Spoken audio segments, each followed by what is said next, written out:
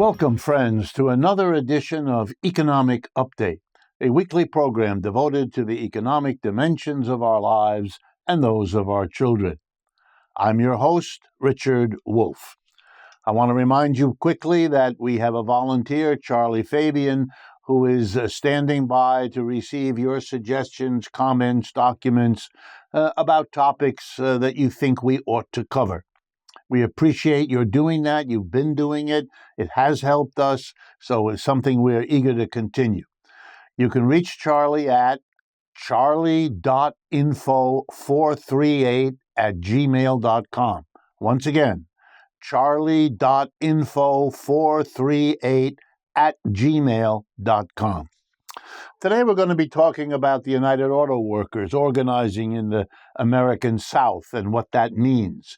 We're going to also be talking about a completely different organizing drive among journalists in the United States and what those social impacts are. Then in the last part of the first half of the program, we'll take a look at New York Governor Hochul's decision to deploy National Guard troops in New York City subways. The second half of the show is a fascinating interview with a New York psychotherapist, Tess Fraad-Wolff, about the relationship between patriarchy on the one hand and capitalism on the other. I think you'll find it a program worth listening to. So let's jump right in. The United Auto Workers achieved historic contracts with the big three automakers, General Motors, Ford, Stellantis, last year, with wage increases in the range of 30 to 40%, over the life of the contracts. It showed what labor can do if it's well organized, if it has a strategic plan, and if it has a committed union leadership and membership, all of which UAW displayed. And so they have decided to take their show on the road, to go particularly to the American South, where there are major auto plants that have never been organized into a union. And they are achieving initial success, and I want to talk about it, explain it, and show you why it matters. First, there are two plants where over 50% of the workers have already signed union cards. What that means is they've indicated they want there to be an election where they have the opportunity to vote for or against the union. That's the way this system works. One of the plants is the Mercedes-Benz plant in Vance, Alabama, and the other one is the Volkswagen plant in Chattanooga, Tennessee. The comment of UAW President Shawn Fain about all of this, his appeal to non-union workers, is worth briefly quoting here. "You don't have to live paycheck to paycheck," said Shawn Fain. "You don't have to worry about how you're going to pay your rent or feed your family while the company makes billions. A better life is out there." And clearly he means that UAW is the way for workers to get that better life. Here's how they work it. Organizers distribute those cards. Once they get 30% of the workers to sign the cards, an organizing committee is set up to begin to do it in a systematic, open, and public way. When you get 50% of the workers signed, then you can have a rally where the union will do at the plant gates to really begin the process. And when you get 70% signed, you petition the National Labor Relations Board to hold an election so that the workers can, in fact, decide. Many plants are now targeted. The Mercedes-Benz and VW plants are already over the 50% mark. Why is this important? Well, it shows that the unions have made a commitment, that their understanding of the desire of their members, of the mood of the country, of the needs of our declining economic system, all point to the fact that there's an audience to join unions in the way there hasn't been for quite a while, and they are going to move to do it. Now, it's clear that if Mr. Trump wins the election, there will be a retreat. He will staff the National Labor Relations Board with people who will create one obstacle after another for the unions, which is what Republicans have always done. If you vote for Mr. Biden, there'll be fewer obstacles. That's a reality. That's a fact. This has nothing to do with whether you like one of the candidates more or less than the other, or for that matter, if you're a partisan of the candidates other than the two major parties. It does make a difference on this scale. And why is that important? Well, it's going to change America. If the unions get a foothold, big, powerful unions like the auto workers in the American South, that will change the political complexion of that part of the country. It will become, in a word, less conservative. Unions will be there, established. They'll be talking to their tens of thousands of members about how they see the world and what they think are the important issues. And those workers are going to think about that. They're no longer going to be talked to only by the corporate leaders who employ them, by the politicians that the corporate leaders fund, and all of that. It'll mean that tens of thousands of families across the South will become part of a union community, learning about what unions can and cannot do and what the issues are from a worker perspective. It will change many things, not the ones you read about every day in the paper, but the ones that in the end make all the difference. So these are very important historic changes in the way the United States functions. And they're not coming one moment too soon. The next update has to do with the field of journalism, or media, if you like. There has been a long-term consolidation of the corporations in the media. Corporations that run radio and television stations, that publish newspapers and magazines. Many have competed and become few, which is what competition almost always does. It has winners and has losers. And it's become really quick in recent years. For example, in 2023, the year just behind us, over 2,500 editorial jobs were cut. The Arena Group that publishes Sports Illustrated has announced plans to lay off its entire staff. The management of the Los Angeles Times plans to lay off 115 workers, 20% of its reporter staff. Over 20,000 media industry jobs were cut in 2023. This has had two important effects. Those who are still working for newspapers, radio stations, are organizing unions as fast as they can. The last 5 years have seen record numbers of journalists working for large corporations in the field, joining unions. To get better wages? Yes. To get better job conditions? Yes. And to get greater security of their jobs? Probably most of all. But many workers lost their jobs, and they can't join a union if they don't work there anymore. But they have found another way to go. They've become an army of quote-unquote freelance journalists, freelance writers. And many have found a way to unionize by joining the National Writers Union, which has something called the Freelance Solidarity Project. So for those of you that are freelance writers, think about getting in touch with the Writers Union, the National Writers Union. They've been spending time getting laws passed around the country, helping freelance writers. In states like New York, Illinois, Ohio, and California, they've been successful. Here in New York City, there's something that was passed in 2017 called the Freelance Isn't Free Act.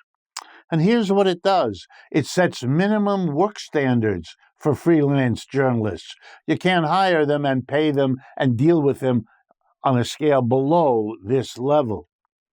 There's also ways to share information about what you can get paid and what the conditions are.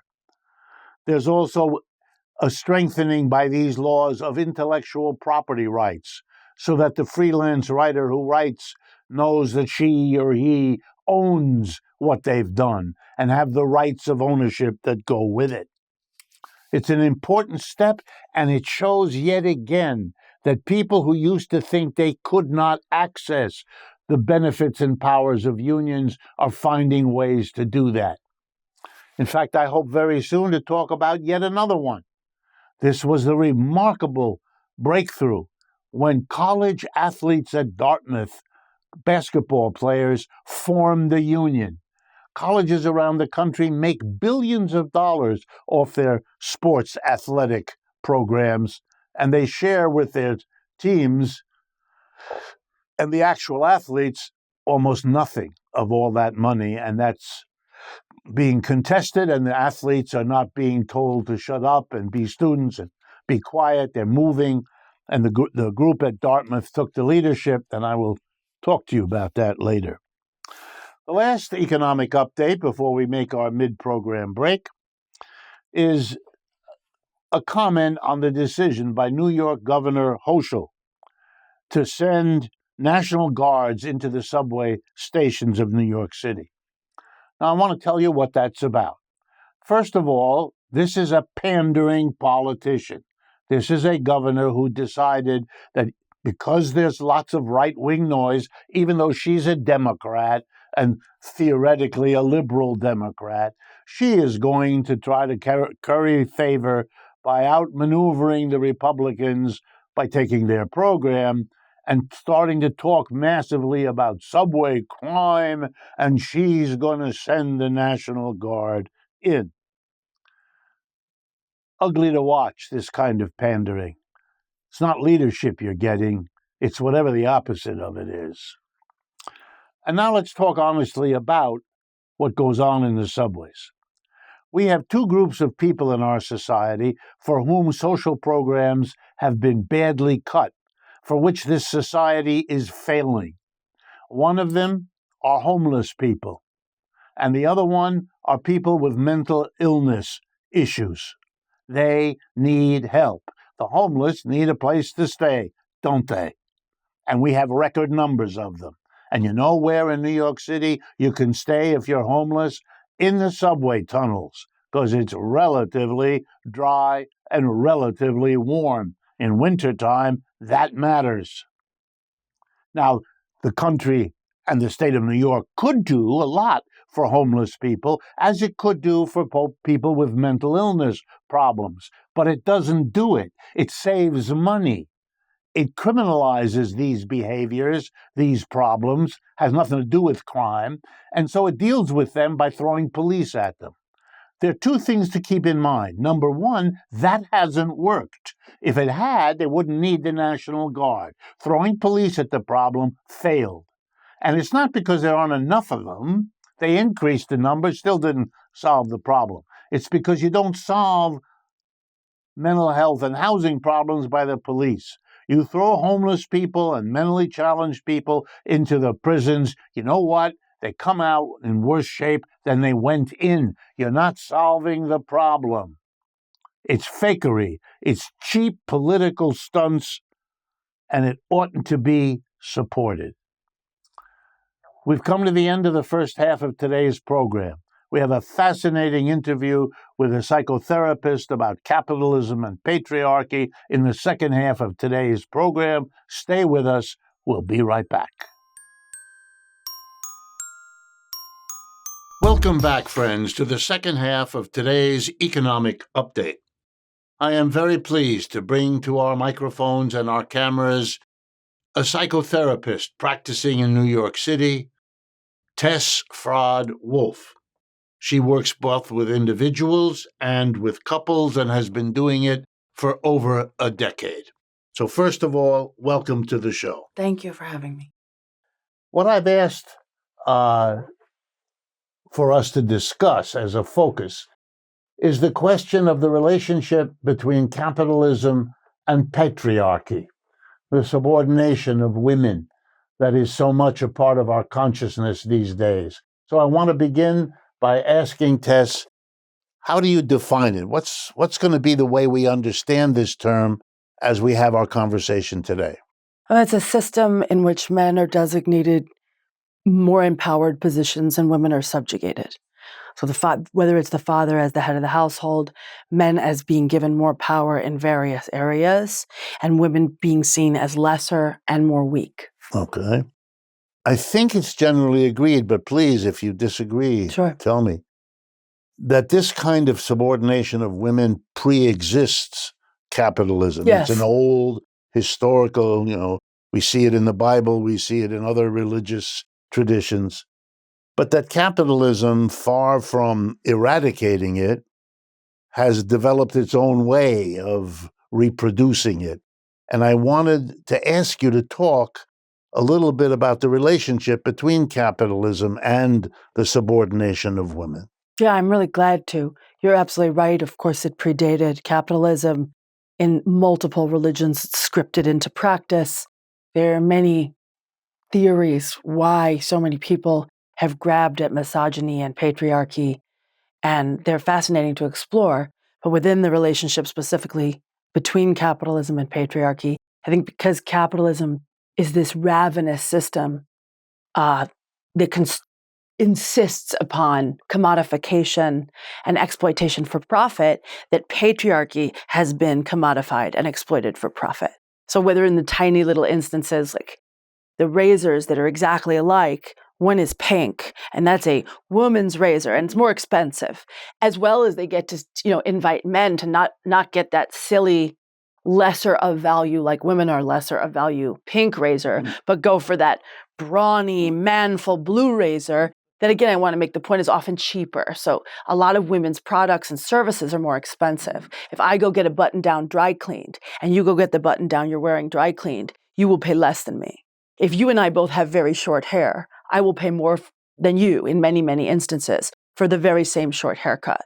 And so there's the issue that capitalism has created a profit system off of the differentiation and the divergence, making men's over here, razors, haircuts, dry cleaning, and so on. And B, that they charge even more for women. So both illustrate it. I also think that if you look, which I do with a lot of sadness and disturbance, at the pornography industry in this country, it's a very good illustration. And I want to be careful to say that I don't want to shame people for being sexually curious, that I think that's healthy and normative.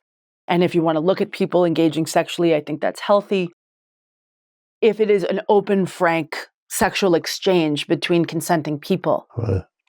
Instead, the industry has exploited and continues to exploit, not completely, but the vast majority of mainstream porn and many dark sort of gonzo operations continue to exploit every racial stereotype, gender stereotypes, sexual orientative, all xenophobic stereotypes are exploited, as well as porn has insisted in many instances, not all, on the eroticization and the fetishization of feminine subjugation.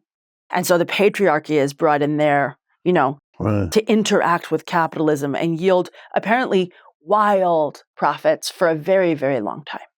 Your point about profit strikes me. I'm an economist. So you charge more for the pink razor, the dry cleaning, and yet all the statistics show us that women are systematically paid less. Mm-hmm. So in a sense, it's a double torture. You pay them less and then rip them off more. Yes. It's a 1-2 punch. And so if you understand, as the statistics show, that more and more women are either single mothers or living without children, single lives, they are then the victims of this, underpaid and overcharged. Capitalism is doing to women what the African American community Absolutely. has said is being done to us. And it is, because this is done to all different people of color and oppressed people. over and again, exploited for profit for mostly hyper-wealthy people who I would refer to as financial hoarders anyway. I want to ask you a particular question about the relationship. Yeah. There is a theory, and I want your reaction to it, that if the workplace is structured so that a very small group of people, the board of directors, the owners, have all the power, the authority, get all the profits, and a vast array of men working in these industries, subordinated, that somehow the compensation for these men may be, well, you can subordinate the wife at home. Absolutely. You can in other words, you are not the bottom as you feel it in the workplace. 5 days out of 7, the best hours of the day, you're subordinate.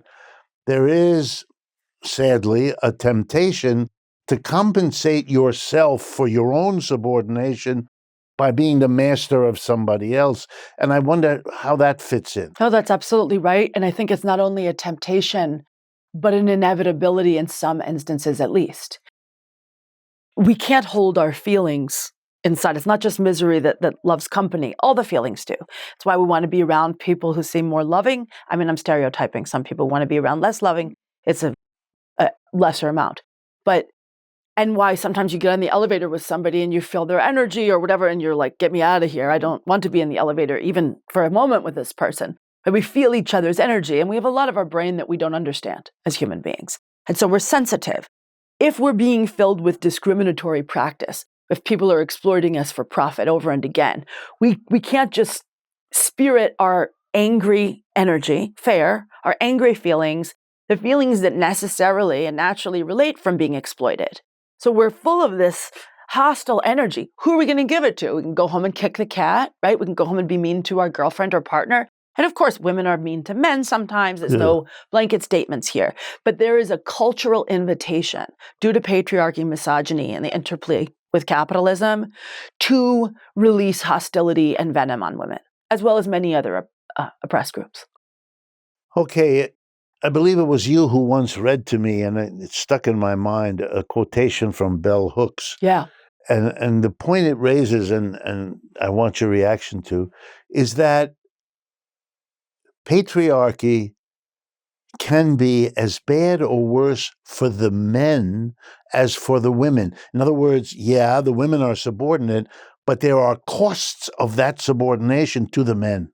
I couldn't be gladder that you brought that up. I think it's so important and so tragically overlooked that bell hooks' quote, which I will paraphrase much less elegantly than she did, was about men being the first victims of the patriarchy, and the patriarchy requiring of men what she referred to as a psychic self-mutilation. I take this into meaning the slicing off and into whole pieces of their psyche, their emotional vibrancy and vitality, their life force, because our feelings come first as human beings. Feelings predicate thoughts. Right. Before a baby or a toddler, whatever it is, has a single letter of a word, let alone a language, they have feelings. Baby cries in every country, right? All the things, babies laugh, babies cry, babies look uncomfortable. So feelings come first. And the men are required in patriarchy to amputate many feelings that are deemed too feminine and therefore repulsive. And this is terribly damaging, that it requires men to numb over and callous to their own vulnerability, to their own needfulness, much of which is healthy and normal. And in response to it, grow numerous psychological problems, alienation. This is why I think men tend to commit suicide more effectively than women by a lot. They commit more of the homicides, commit more of the crimes, a lot more of the violent crimes, that most of the vast shooters, and by most I mean the truly vast majority, are men, that there is this brutality into which men are welcomed early that amputates their own self-relationship to their great, great cost. Wow. I'm remembering being struck by the statistics. The overwhelming majority of people incarcerated in this country are male. I mean, it's not quite as stunning as the relation between white and non-white, but it's even more extreme in the terms of it's overwhelmingly a male phenomena in our culture. Okay, give me, I know it's a utopian idea, but utopias are important for us to have in our minds. Agreed. What would you imagine? Because you spend time on this and your practice, you deal with these issues. What would the end of patriarchy look like? What would it mean? How can we think about or visualize something? I think that we can recognize that supremacy is bad for the supremacist. So whether that's male supremacy, white supremacy, or multiple other kinds of supremacy, this idea that it's only a cost to the immediately subjugated party is too simple. We have to keep that in mind. And then I think we can think past patriarchy the same way we can think past capitalism. We can recognize the multiple bloody failures of these systems upon everybody, even the seemingly privileged parties. Because I don't think, if I analogize with capitalism, I don't think capitalism is ultimately good for the hyper-rich. I understand they have giant bunkers and mega yachts and homes they don't visit and all sorts of other grotesquely wasteful, indulgences. They look unwell. They look unhappy. They look at their eyes. They look deeply unhappy as people. They seem furious that their addiction, which is greed, is not actually making them happy. So I would argue in the same way. I would say we have to get together in some sort of collective and envision a place outside of this. So whether it's an eco-socialism with a refusal, we have to be anti-patriarchal. Angela Davis had a great quote where she said it's not enough to be racist. It's not enough not to be racist. You must be anti-racist. Right. That's a very good point. Right. And I feel like it's not enough to be not a sexist. You have to be anti-sexist. Right. Even if it's for your own self-preservation as men.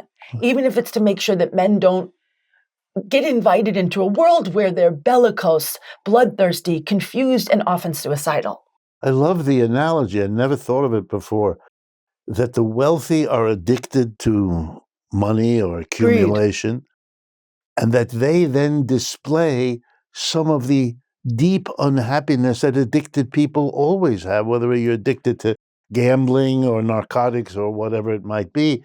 It would help folks to understand, maybe even some of them among the wealthy, and there always have been some among the wealthy who've understood the losses that their situation. We have come, sadly, to the end of the time that we have. It goes very, very fast. Yes, it did go fast. I really want to appreciate your coming and joining us and talking about this.